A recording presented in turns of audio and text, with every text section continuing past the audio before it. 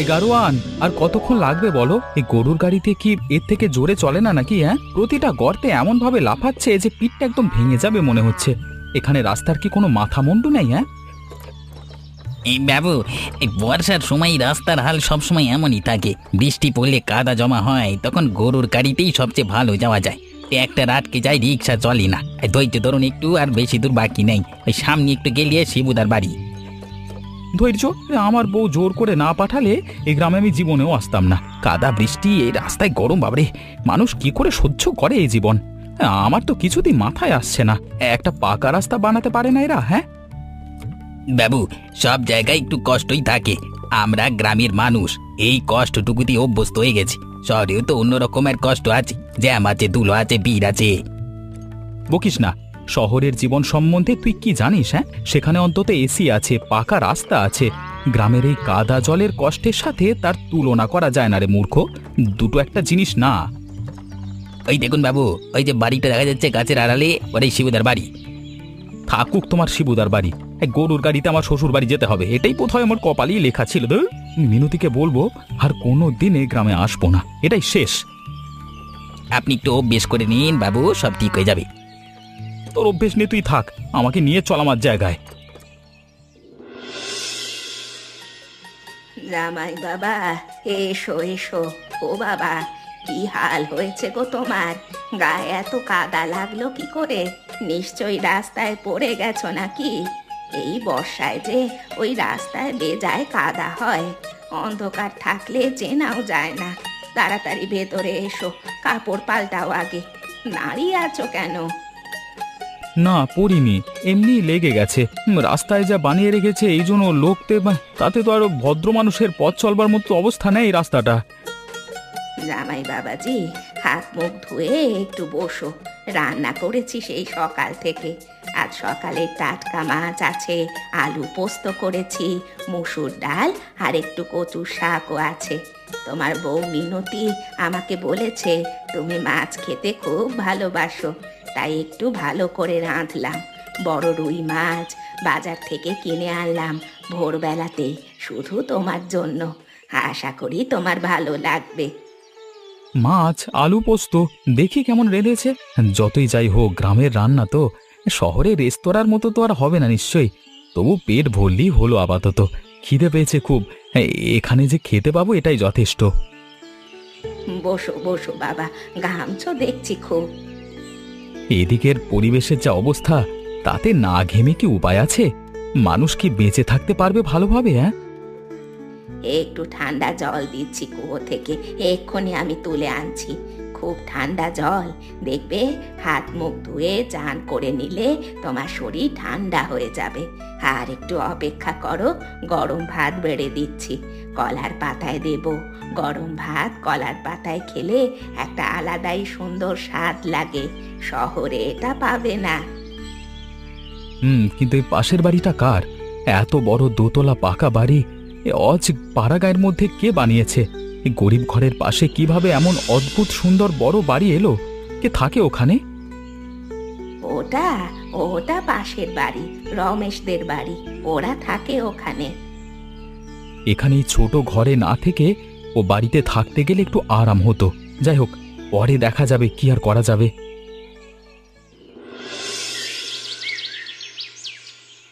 কে?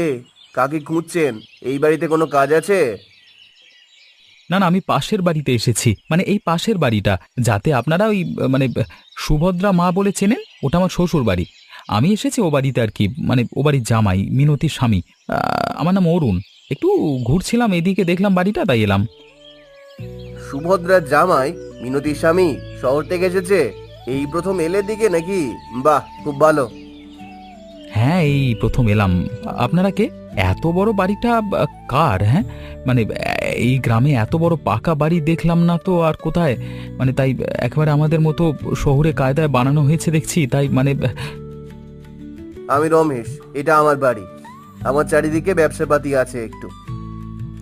রমেশ দা, একটা কথা বলি, শাশুড়িমার সাথে আপনার কি সম্পর্ক? মানে একদমই পাশে পাশে বাড়ি তো, তাই জিজ্ঞেস করলাম। গ্রামে আত্মীয় স্বজন থাকে পাশে পাশে, কিন্তু এত গরিব বাড়ির পাশে এত বড় লোক আত্মীয় আমি কোনোদিন দেখিনি। সম্পর্ক তেমন কিছু না, এমনি প্রতিবেশী আর শুধু পাশের বাড়িতে থাকি আমরা পরস্পরে। চলো না, ভেতরে এসো, একটু বসে চা খাও, বাইরে দাঁড়িয়ে আছো কেন? আসলে আমি গ্রামের বাড়িতে অভ্যস্ত নই তো, এ বাড়িটা আমার খুব ভালো লেগেছে, তাই এখানে একটু বেশি সময় কাটানোর ইচ্ছে আমারও হচ্ছে। জামাই বাবু, ওই পাশের বাড়িতে থেকে কি আরাম পাচ্ছ তুমি? মানে তোমাকে দেখে তো মনে হয় তুমি শহরের মানুষ, আর ওরা গরিব মানুষের ঘর, ছোট্ট জায়গা, রান্না বান্নাও সেরকম করতে পারে না তোমার পছন্দ মতো। তুমি শহরের মানুষ, এই জায়গায় তোমার ঠিক মতো সুবিধা হচ্ছে বলে মনে হচ্ছে না। মানিয়ে নিতে পারছো তুমি? আসলে তেমন সুবিধা তো হচ্ছেই না, বরং ভীষণ অসুবিধে হচ্ছে। ঘরটাও ছোট, শোয়ারও জায়গা নেই, এমন ছোট যে ভয়ানক অসুবিধে হচ্ছে, গরমও লাগছে খুব। সেটাই তো বলছি, তুমি চাইলে এখানে এসে থাকো না আমাদের বাড়িতে। জায়গা আছে, ভালো খাওয়া দাওয়া হবে, কোনো অসুবিধা হবে না তোমার। শোবার ঘরও আছে, পাখাও আছে। সুভদ্রা কাকিমা তোমাকে কি সেই সুখ আদর যত্ন দিতে পারবে? কিন্তু আমার বউ তো ও বাড়িতে আছে, মিনতি আছে ওখানে, আর আমি এখানে এসে কি করে থাকবো? সে তো আছেই ওখানে, তাতে কি হয়েছে? তুমি এখানে থাকো আর ও ওখানে থাকুক, সমস্যা কোথায়? দুই জায়গাতে দুজনে থাকবে। এত ভাবছো কেন? এত ভাবলে কি কোনো সমস্যার সমাধান হয়? সত্যি বলতে একটা জিনিস আমাকে অবাক করছে, মানে শাশুড়ি মায়ের একদম পাশে এত বড় বাড়ি, কিন্তু রমেশদার সাথে ওনার কি আসল সম্পর্ক সেটাই বুঝতে পারছি না। পাশে থাকলে উনি কি একটু খোঁজ রাখেন না? এটা বুঝতে পারছি না ঠিক।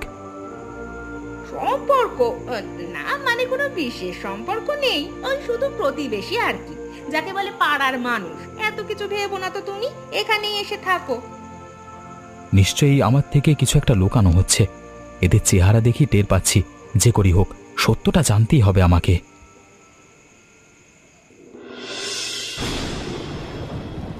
মা, এত ভোরে কোথায় যাচ্ছেন? এখনো আলো ফোটেনি ঠিক মতো, রাস্তায় কোনো একটা বিপদ হলে সমস্যা হবে।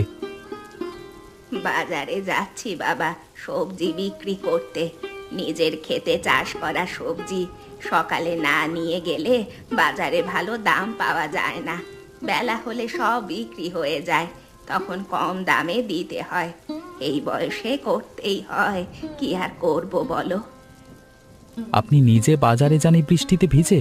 পাশেই তো রমেশ তার বড় বাড়ি, তিনি কিছু করেন না আপনার জন্য? সাহায্য করেন না একটু? ও ব্যস্ত থাকে বাবা, ওনার নিজের ব্যবসা আছে। যাই এখন, পরে কথা বলবো তোমার সাথে। মা, রমেশদা কি আপনার ছেলে? সত্যি করে বলুন তো, আমি কিন্তু বুঝতে পারছি কিছু একটা লুকানো ব্যাপার আছে। হ্যাঁ, তুমি ঠিক ভেবেছো, ও আমার ছেলে, কিন্তু আমাকে দেখে না ও। ওর এখন বড় বাড়ি হয়েছে, বড় লোক হয়েছে, ব্যবসা করে নিজের পায়ে দাঁড়িয়েছে। মাকে আর মনে রাখেনি, তারপর লক্ষ্মীর কথায় চলেও এখন। এসব তোমাকে বলতে চাইনি, কিন্তু তুমি নিজের বুদ্ধিতে জেনে ফেলেছো সব। এটা কি কথা? নিজের মা বৃষ্টিতে ভিজে সবজি বিক্রি করছে, আর ছেলে পাশের বাড়িতে দোতলায় রাজার মতো ঘুমাচ্ছে। এটা কি হয়? এটা কি কোনো মানুষ করতে পারে? চলো জামাই, এইসব পুরনো কথা ছাড়ো। বাজারে দেরি হয়ে যাচ্ছে, এইসব ভেবে সময় নষ্ট করে লাভ নেই। মা, আজকে থেকে আপনাকে বাজারে যেতে হবে না, সবজি আমি নিয়ে যাব। আপনি বাড়িতে থাকুন, এ বৃষ্টিতে এ বোঝা নিয়ে যেতে আমি দেব না। জামাই, বোঝার চেষ্টা করো বাবা, তুমি শহরের ছেলে, বাজারে গিয়ে কি করবে? মা, আমি শহরের ছেলে হলেও পা দুটো আর শরীর আমার ঠিকই আছে।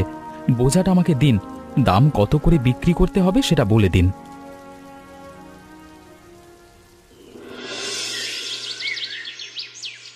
শুনেছো, ওই জামাই নাকি বলে দিয়েছে তোমার মাকে আর বাজারে যেতে হবে না, ও নাকি নিজেই সব করবে।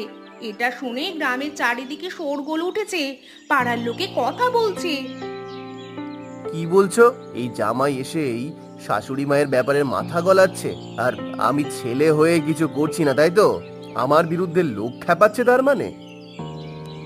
বিরুদ্ধে নয়, কিন্তু ও থাকলে গ্রামের লোকে বলবে ছেলে দেখে না মাকে, জামাই দেখছে।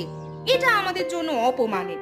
সবাই আঙুল দিয়ে দেখাবে আমাদের দিকে, আড়ালে কথা বলবে আমাদের নিয়ে। কিন্তু আমি আমার মাকে নিজে দেখাতে পারি না তো। আমাদের খরচ অনেক হয়, ব্যবসায় টাকা ঢালতে হচ্ছে, তুমি তো জানোই সব। এর মধ্যে আবার আমি মাকে দেখবো কখন? সেটা ঠিকই আছে, কিন্তু এই জামাই গ্রামে থাকলে আমাদের সমস্যা বাড়বে। ও মায়ের পক্ষ নিয়ে কথা বলছে, গ্রামের সবাইকে ধরে ধরে জানাচ্ছে সব।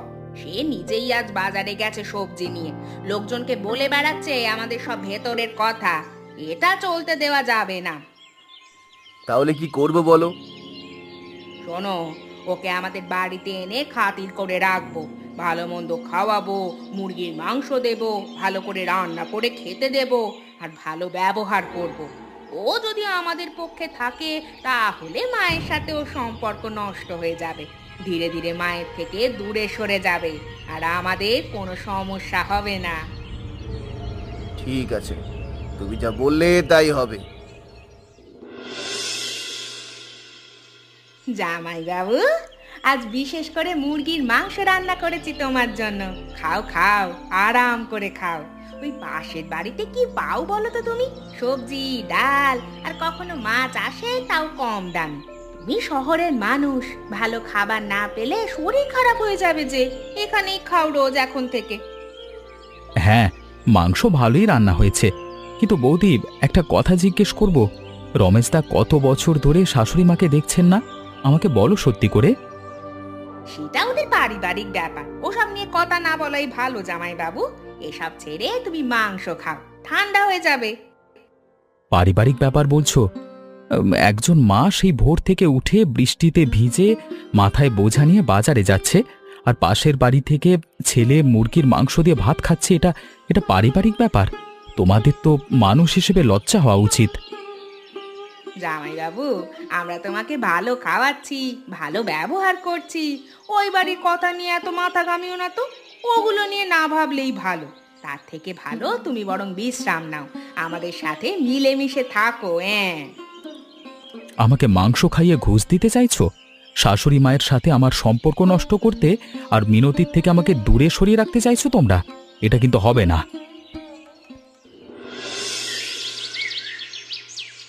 কি ব্যাপার, বাজার থেকে মাংস কিনে এনেছো? এত টাকা কেন খরচ করলে? পাশের বাড়িতে তো রোজ মাংস খাচ্ছিলে, সেখানে খেলেই তো হতো। মিনতি, ওদের বাড়িতে আমি আর যাব না। বুঝতে পেরেছি ওরা আমাকে তোমার মায়ের থেকে দূরে রাখতে চাইছে, ভালো খাওয়া দাওয়া দিয়ে আমাকে তাদের তাদের দিকে টানতে চাইছে, কিন্তু আমি সেটা বুঝে গেছি। বৌদির মুখ দেখেই টের পেয়েছি সব। সত্যি বলছো? কিন্তু তুমি তো গতকাল পর্যন্ত সবকিছু নিয়ে অভিযোগ করছিলে। গ্রাম ভালো না, রাস্তা ভালো না, এই ঘর ছোট, গরুর গাড়িতে পিঠ ব্যথা হয়ে যাচ্ছে। এখন হঠাৎ এই কথা কেন? মিনতি, আমি সত্যি ভুলছিলাম অনেক বিষয়ে। তোমার মা ভোরবেলায় উঠে বৃষ্টিতে ভিজে মাথায় সবজির বোঝা নিয়ে বাজারে যান, সেটা দেখে আমার মন ভেঙে গেছে। এত কষ্ট করেন উনি, আর রমেশদা পাশেই আছে, কিন্তু নিজের ছেলে হয়ে কিছুই করছে না, দেখছেও না। এটা দেখে আমার রাগ হলো। তুমি দেখেছো মাকে বাজারে যেতে? আমি প্রতিদিন দেখি, খুব কষ্ট হয়, কিন্তু কি করব বলো। আর হবে না মিনতি, আজকে থেকে আমরা তিনজন একসাথে বসে খাবো, একসাথে সংসারের সব দায়িত্ব নেব। তুমি রান্না করো, ভালো করে মাংস রাঁধো। তোমার মাকে একটু ভালো খাওয়াতে চাই, ওনার জন্য আজকে বাজার থেকে কিনে এনেছি আমি।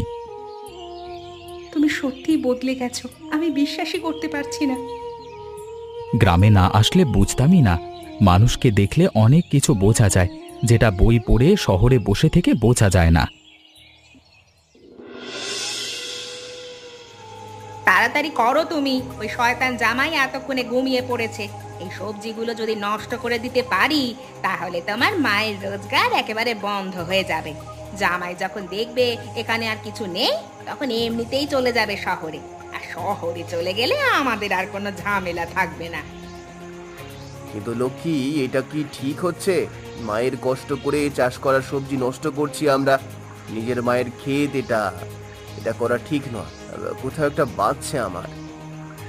চুপ করো চুপ করো, বেশি ভাবতে যেও না। এই জামাই থাকলে গ্রামের লোকেরা আঙুল দিয়ে আমাদের দেখাবে আর বলবে ছেলে মাকে দেখে না কিন্তু জামাই দেখে। আমাদের বদনাম বাড়বে গ্রামে, মান থাকবে না আমাদের। কে কে ওখানে? বেরিয়ে এসো, বেরিয়ে এসো বলছি। অ- অ- অরুণ, তুমি? হ্যাঁ আমি। কি করছো তোমরা এই রাতে এখানে? হ্যাঁ, শাশুড়ি মায়ের সবজি নষ্ট করতে এসেছিলে? নিজের মায়ের খেতে রাতের অন্ধকারে চুরি করতে এসেছো? লজ্জা করে না তোমাদের? না না, আমরা তো শুধু এমনি এসেছিলাম। মিথ্যে বলো না, আমি সব দেখেছি, সব শুনেছি। ওপাশ থেকে সব কথা কানে এসেছে আমার। ঘুম আসছিল না, তাই বাইরে বেরিয়ে এসেছিলাম। আর তোমাদের দেখলাম। প্রথম থেকে তোমরা যা যা বলেছিলে। রমেশদা, তুমি নিজের মায়ের সবজি ক্ষেত নষ্ট করতে এসেছিলে রাতের অন্ধকারে? এই তোমার মায়ের প্রতি ভালোবাসা? তোমার কি মনে নেই তোমার মা তোমাকে কত কষ্ট করে মানুষ করেছে? ছোটবেলায় কত আদর করেছে, একা হাতে মানুষ করেছে। আমি আমি আমি আমি ভুল করেছি। জানি এটা ঠিক নয়, এটা ঠিক হয়নি। হ্যাঁ, হ্যাঁ, আমি জানি। ভুল করেছো? এটা শুধু ভুল না রমেশদা, এটা পাপ, মহাপাপ। নিজের মায়ের বিরুদ্ধে এভাবে কাজ করছো।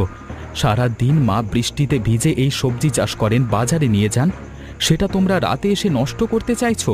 এই কাজ করতে লজ্জা করলো না? জামাইবাবু, আমরা ক্ষমা চাইছি, ভুল হয়ে গেছে, আমাদের ক্ষমা করে দিন। আমার কাছে ক্ষমা চাওয়ার দরকার নেই। আমি তোমাদের কেউ না। দরকার হলে তোমাদের মায়ের কাছে চাও, ওনার কাছে হাত জোর করে ক্ষমা চাও। আর এখন দয়া করে বাড়ি যাও, আর কোনো দিন এই ক্ষেতের দিকে আসবে না, বুঝলে? রমেশদা, তোমার বউ যা বলে তাই করলে হয় না। পুরুষ মানুষের মাথাটা নিজে একটু খাটিয়ে কাজ করতে হয়। আমরা যাচ্ছি, আর আসবো না কোনো দিন এমন কাজ করতে। তোমার তোমার কথা ঠিক, আমি মনে রাখবো তোমার কথা।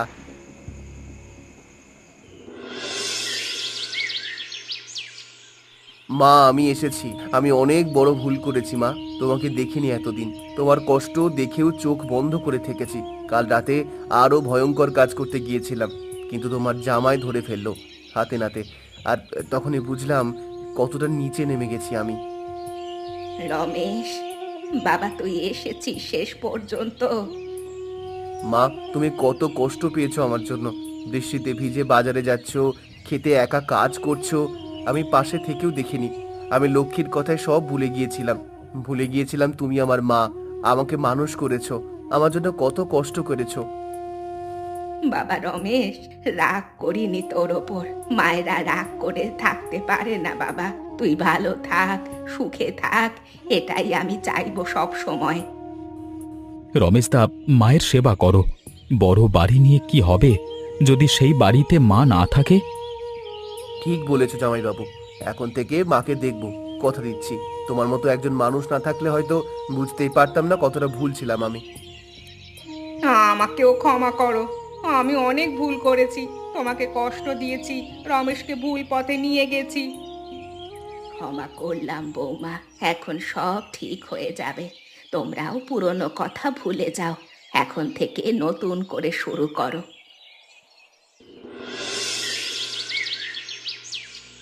মা, তুমি চলো না আমাদের সাথে শহরে, একবার দেখে আসো শহরটা কেমন।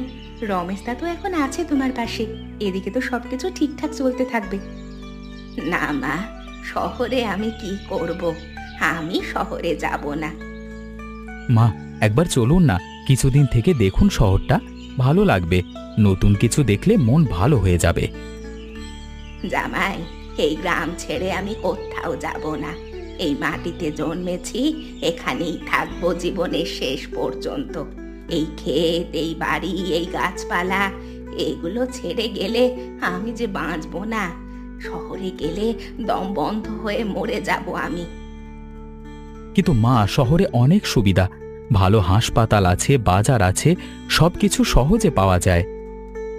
সুবিধা দিয়ে কি হবে বাবা, এই গ্রামটাই আমার জীবন। মা, ঠিক আছে, তুমি যেখানে ভালো থাকবে সেখানেই থাকো। তোরা যা মা, ভালো থাক, সুখে থাক, আবার আসবি জামাইকে নিয়ে। মা, আপনার কাছে এসে অনেক কিছু শিখলাম এ কদিনে। প্রথমে গ্রাম ভালো লাগেনি, সবকিছুতে অভিযোগ করছিলাম, ভেবেছিলাম এখানে কিছু নেই, কিন্তু এখন বুঝছি কত কিছু আছে এই গ্রামটা, যেটা শহরে পাওয়া যায় না। আপনার মতো মানুষ শহরে নেই মা। প্রথমে এখানে তোমাকে একটু বেমানান লাগছিল, তাও মনে মনে ভেবেছিলাম শহরের ছেলে গ্রামের আর কি বুঝবে। কিন্তু পরে দেখলাম তোমার মনটা কত বড়। আমার মিনতি সত্যিই ভালো ছেলে পেয়েছে তার জীবন সঙ্গী হিসেবে।